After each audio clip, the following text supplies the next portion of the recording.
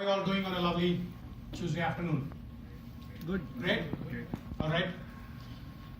How many of you have had an experience of narrating something, a joke, in a friend's circle or a friend's relatives, family reunions and everything else? You manage to make someone laugh, right? Right? So if you manage to make someone laugh, trust me, it's not a big deal to deliver a humorous speech here and make a whole group of people laugh. Okay? It requires little bit of extra from compared to a familial situation versus delivering a humorous speech on stage. Yes?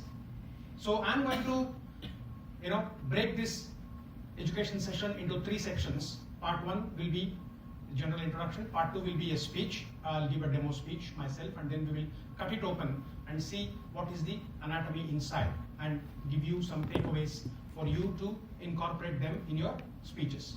Ready? Yep. I'll give you 3 situations, ladies and gentlemen, and imagine yourself in those 3 situations and answer accordingly. Situation number 1, how many of you have picked up a child and flung it in the air, caught the child back and put it on the ground? Either your own kids or your neighbors or brothers and sisters. Yes? What is the reaction of the child? Laughter. Just before the laughter, what's the reaction of the child? Fear. Anything else? Shock. Shock. Right? Will this responsible / irresponsible adult be able to catch me on my way down or not? That's the look of horror in the child's face, right? And suddenly when you catch the child feels relieved, the child feels safe and starts laughing again.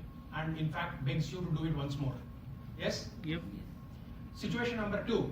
How many of you had been to Wonderla and such places and have taken those rides, 360 degrees roller coasters, up and down and everything else? What's your reaction at the end? Nausea. Awesome, tired. You also laugh annoyingly, don't you? But just before you laugh, imagine 360 degrees upside down, gravity defying. You're looking at the earth from the top. How does that feel? Scary? But then again, at the end of it, you say, let's do it again. Don't you? Yep. So the point I'm trying to make is, just like any other human emotion, laughter, a smile, is nothing more than some release of chemicals inside your brains. Agree? Like hunger, like thirst, like sleep, any other emotion, right? Humor or laughter. Laughter, in fact, according to me, is the shortest distance between 2 people. You smile at someone, people smile back. That's all there is to it. Now, to get peals and peals of laughter, like the child, when you catch the child back, and when you hysterically laugh yourself that, oh my God, I'm feeling safe now, let's do it again, in Wonderla, right? A whole series of chemicals get released. Since I'm not a qualified or a certified neurosurgeon, I'm not getting into the details of the chemicals and what kind of chemicals released inside your brain, but still, that's all there is to it. Okay? Now you can generate the same thing being on stage and you being wherever you are. Okay? Okay, here comes the interesting part. Situation number 3. How many of you have seen Conjuring Part 1, Part 2 or both? Or any such horror movie? Right? I also saw Conjuring Part 1 and Part 2 with my wife. That's not supposed to be a joke. I actually saw that movie with my wife. Okay? At the scariest parts of Part 1 and Part 2, I could feel somebody laugh in the theater. And I was like, what? People laughing at Conjuring Part 1 and Part 2? I couldn't believe it. Then my wife said, it's okay dear, relax. It's their way of relieving the tension. Oh, their way of relieving the tension. Then I went back to situation 1 in my head of throwing a child up in the air. Situation 2, when I myself was going 360 degrees up and down in Wonderla and watching Conjuring Part 1 and Part 2 with my wife. Then I realized certain reactions happen, and that certain reactions get triggered by way of relieving your tension. Okay? When suddenly the unexpected happens, certain reactions happen, and that certain reactions get displayed by peals of laughter, hysterical laughter, or just laughter. Okay? That's the basic chemical composition of a laughter.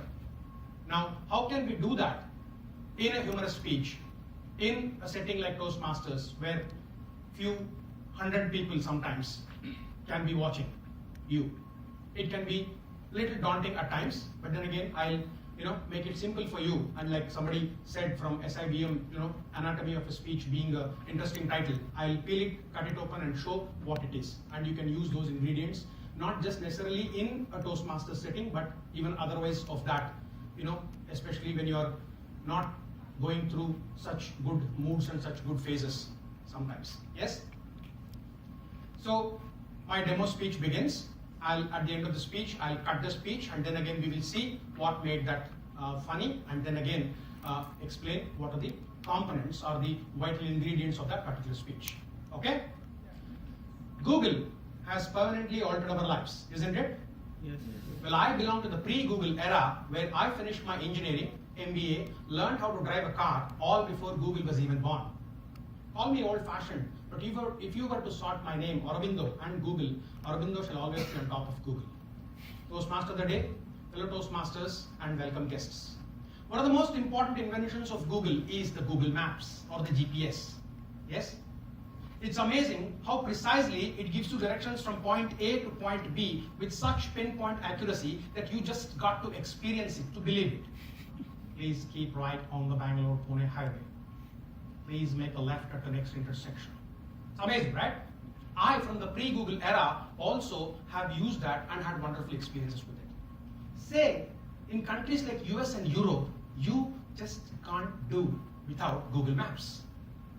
If it's so popular and powerful, why hasn't it caught on in a big way in India? Consider this, it will be an insult to Google if the directions were to be like, please stop at the next big banyan tree and ask for directions. Precisely, that's how it happens in India. Yes? Driving in itself is an enriching experience in a vast country like India, where 100 kilometers you drive in any direction, everything changes, I mean literally. The landscape, the cuisine, the dress sense, the language, the road, the traffic, everything else. That being the case, then comes the fun part, stopping and asking for directions in India. Agree? Yep. Like in my introduction, having driven extensively in all the 4 states of South, a little bit in Maharashtra and Goa, I'm going to share with you some experiences of stopping and asking for directions in India. Okay? By the way, like in my introduction said, I'm a very big music buff, and my car is always loaded with songs in all languages: Kannada, Telugu, Hindi, English, Tamil, Punjabi, Malayalam, Marathi, whatnot. So when you're on a journey with me of experiencing stopping and asking for directions in India, the song that's playing in the car will tell us which state of India we're driving in. Ready? Yep. Yes. Let the journey begin. ಹುಟ್ಟಿದರೆ ಕನ್ನಡ ನಾಡಲ್ಲಿ ಹುಟ್ಟಬೇಕು, ಮೆಟ್ಟಿದರೆ ಕನ್ನಡ ಮಣ್ಣ ಮೆಟ್ಟಬೇಕು, ಬದುಕಿದು ಜಟಕ ಬಂಡಿ, ಇದು ವಿಧಿಯೋಡಿಸುವ ಬಂಡಿ. Where are we driving now? Karnataka, one state, many worlds, the land of Dr. Rajkumar, Mysore Dasara, Silicon Valley, Namma Bengaluru, Rava Uttappa, Ragi Uttappa, and Robin Uttappa. The last one is not an eatable. Here, English seems to be the default language of the land. You agree? Yes. Much part of Karnataka, or most likely in Bangalore, English seems to be the default language of the land, and when you stop and ask for directions in Bangalore, typically this is how it goes. Sir, first you go straight, then turn left. Hand-eye coordination problem? No. They will reorient themselves to the direction of the car and say, sir, first you go straight, then turn right, and then go straight and ask somebody else. Direction change, music change. A ante Amalapuram, A ante Ahapuram, E ante Ichapuram, Yilakotti Lagutaru, Andhra Janam. Where are we driving now? Andhra Pradesh, the Telugu land, the land of NTR, spicy curries, green chilies, red chilies, unlimited Andhra meals. Coming very soon, unlimited Telangana meals. One of the greatest exports of Andhra Pradesh and Telangana to the world are its IT peoples. Wherever you go, you'll find them. Here, you don't even have to stop your car to ask for directions. You slow down the car, you roll the window, you pop your head out, and pat comes the reply, Potanda. Keep going straight. You ask the next person, he also says Potanda. That means you are on the right path. Direction change, music change. மாங்குயிலே பூங்குயிலே சேதி வந்து கேளு ஒன்ன மாலையிட தேடி வரும் நாளு எந்த நாளு. Where are we driving now? Tamil Nadu. Enchanting Tamil Nadu, the land of A.R. Rahman, Ilayaraja, Dr. Abdul Kalam, and here this conversation happens in Tamil. I did it in English for you. What happens is when you stop and ask for directions, one person comes, another one invariably comes, one to tell, another one to watch. First, I want to go to Perumal Kovil. Sir, Perumal Kovila. Sir, first you go straight. One circle comes. At the circle, cut right. As this is happening, we are joined by two more people. One more teller, one more watcher. Sir, where do you want to go? First, I want to go to Perumal Kovila. Yo, where are you sending him to that road? That road is not good, sir. You go to this road. Yo, what do you know? Hey, boss, you first fight it out. Four of them. Because I don't know. Wherever you tell me to go, I'll go to Perumal Kovila. Direction change. Music change. ಕುಂಜಿರಿದಂಜಿ ಕುಂಜಿಕ್ಯೋ ಉಂದಿರಿ ಮುತ್ತೊಳ ಜಿಂದಿಕ್ಯೋ ಮಂಜರಿ ವರ್ಣ ಚುಂದರಿ ವಾವೆ ತಾಂಗನ್ನಕ್ಕ ತಕದಿಮಿಯಾಡು ತಂಗನಿಲಾವೆ. Where are we driving now? Kerala. Enchanting Kerala, the land of Ganagandharva, Dasetta, Laletta, Mammuka, Chitrechi, God's own country. One of the striking things you notice about the Malayali is Saju and Biju and. So when I stop and ask for directions, comes a response, and in my experience, this is my experience, okay? Regardless of whichever language you ask for directions in Kerala, the response always comes back in Malayalam. First, I want to go to Hotel Shalimar. Shalimar ano? Umbrella. Malayalam Manorama. Fold the mundu. Nera poi kaana tengunatta ratta right, pinna ratta straight. Don't worry if you didn't understand. I didn't understand that either, but I understood Nera straight to right. I will ask the next Malayali my directions to Hotel Shalimar. Direction change, music change. Salgarani gavu ya gani piru ya apla santa garacha paryat gar gar varyat angala bidu de anga zabatu jani maja jula vani thim thim gala. We are driving now. Jai Maharashtra, the land of Chhatrapati Shivaji Maharaj, Sachin Tendulkar, beaches, temples and Bollywood, and the ubiquitous Marathi Manus. Maratha हूँ मैं, Maratha आता माझी सटकली. You go to Bombay and ask, ये बस मुड़ुन जाता है, भांडुप जाता है. ये बस मुड़ुन जाता है, भांडुप जाता है. You don't know where is मुड़ुन. You don't know where is Bhandup. You stop and ask, that's the response you get.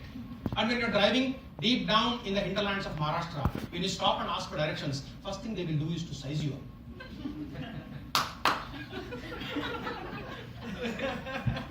Oila, she, the Janak. बराबर.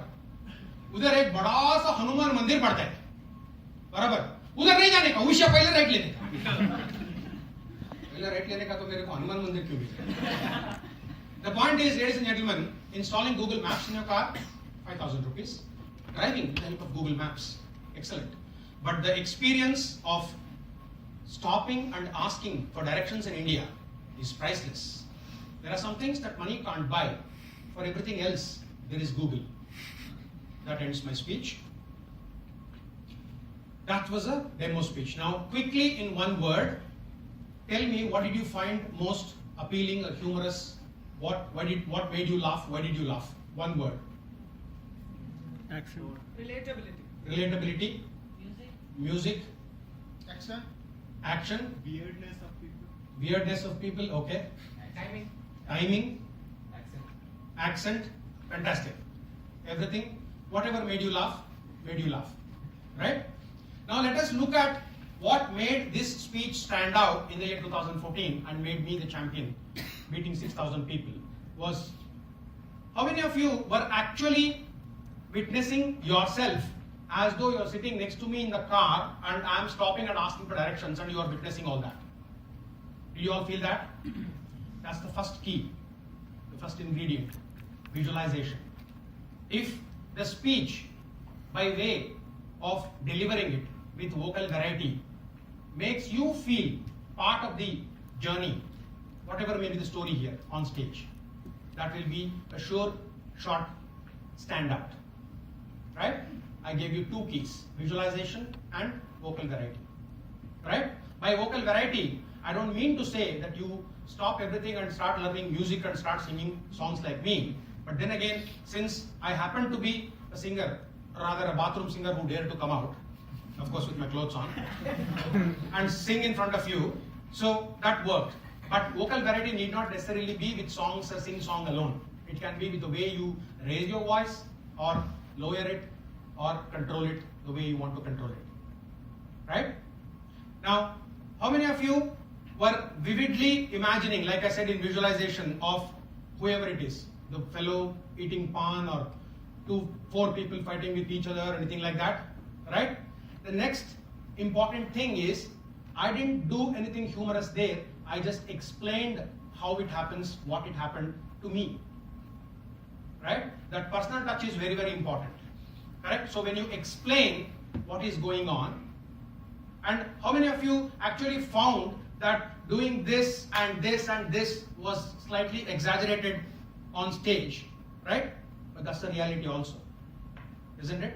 The exaggeration can come from your body language or with your voice. Let's suppose, and then what happened was, feel the difference? So, I gave you 2 more keys, exaggeration and explanation, right? Sense of humor is vividly describing in words the way it occurs inside your head. And when you add these ingredients, people find it funny. Trust me, people will laugh whatever they find it funny, not where you intend them to laugh. Right? For example, when I said I went to Conjuring 1 and 2 with my wife, some people are giggling. I went to Conjuring Part 1 and Part 2 with my wife, and that's not a joke. See, people still laugh. So the way you explain it with slightly exaggerated tones or some amount of body language. And when the body language, with that I mean, if it's not comfortable with you, kindly do not do it on stage. It will look forced. And when it looks forced, people can make out that you are trying to force a laugh out of people, and people become even more serious. Oh, you want to make me laugh? Nobody does. Okay? Exaggeration and explanation is the second key. And the third key is characters. What I have observed in my 3.5 years of Toastmasters journey is, many times these humorous speeches tend to become like monologues. I came, I felt, I saw, I didn't like, I liked, my, this. Too much of I from your perspective, right? That's okay when you are Jerry Seinfeld or Russell Peters or at that level, right? But then again, otherwise, you got to introduce characters. Real or imaginary or fake, doesn't matter. The only person who will know whether the character is real or fake is yourself. Right? You can imagine anything you want. You bring in characters and conversations. When you have characters and conversations in your humorous speech, people are able to relate to it much faster, much quicker. Right? There goes my third key. Characters and conversations. Right? The next important ingredient is the theme. Okay? This is where I've observed, I've analyzed quite a lot of speeches in the last 3.5 years. What happens is, the speech starts off with somebody completing their engineering and getting placed in a company, or maybe coming to Bangalore or going to some other town. And then my first day in office, the girls in office, then I arranged marriage, then I got married, I had 2 kids, then I retired. Boss, in 7 minutes, don't go all over the place. Okay? Theme is very, very important. When you say theme, stick to one theme. And when you stick to one theme, this is what I call it as inch wide, mile deep. Take one small theme, go 1 mile deeper. And how do you go 1 mile deeper is like digging in a gold mine. When you dig in a gold mine, you're actually looking for gold. But what do you get? Dirt. Mounds and mounds of dirt. Tons and tons of dirt. Do you feel happy looking at dirt? No. But then again, when you hit a 5 gram or a 10 gram gold nugget, isn't all that mounds of dirt worth it? Yes? So inch wide, mile deep. How do you go deeper? Is 5 wives and 1 husband. Now you may wonder who is this opposite of Draupadi. 5 wives and 1 husband is why, who, when, where, what, and how. So when you are constructing your speech, take an inch wide, go a mile deeper. What happened? How it happened? Why it happened? Why it is funny to you? Where were you? When did this occur? Who were all there? And how did the situation unfold? Right? That's about theme. And when you practice all this, you will get into the timing also. The timing is, imagine the child getting the shock of his or her life and then laughing. You getting a shock of your life 360 degrees and then laughing. And watching Conjuring Part 1 and Part 2 at the scariest scene and realize that there is no ghost. Oh, it was my mind acting up, right? When the unexpected happens, when you expect something else, normally that creates laughter. Okay? How do you do that? You time it. You make the people expect, oh, this is what happened, and something else happens. That is timing. Okay? I gave you 4 keys. V stands for visualization and vocal variety. E stands for Exaggeration. and explanation. C stands for Characters. and conversations. T stands for Theme. and timing. And the next important key is observation. Real life happens when you observe things, when you observe people. Because what makes him laugh need not necessarily be what makes him laugh. Or she may laugh for something else. You never know. You got to observe people, how they react to things, how they respond to things, how they laugh, what makes them laugh, what ticks them off.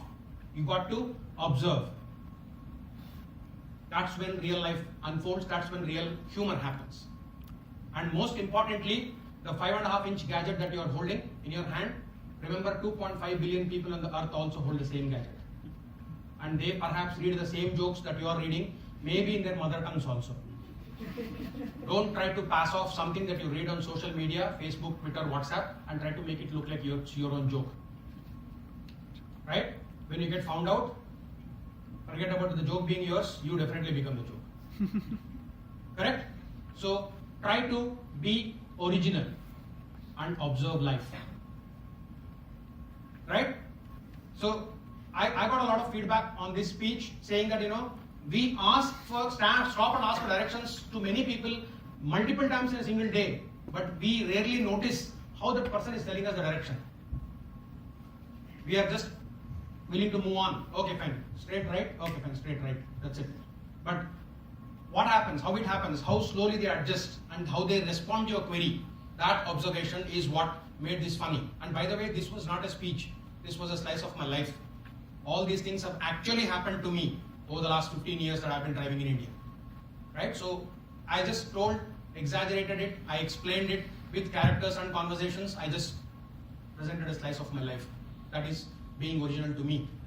If it is not experienced by myself, I have no right to push it onto your shoulders and make you laugh. Right? That's about observation and originality. And last comes rehearse, rehearse, and rehearse.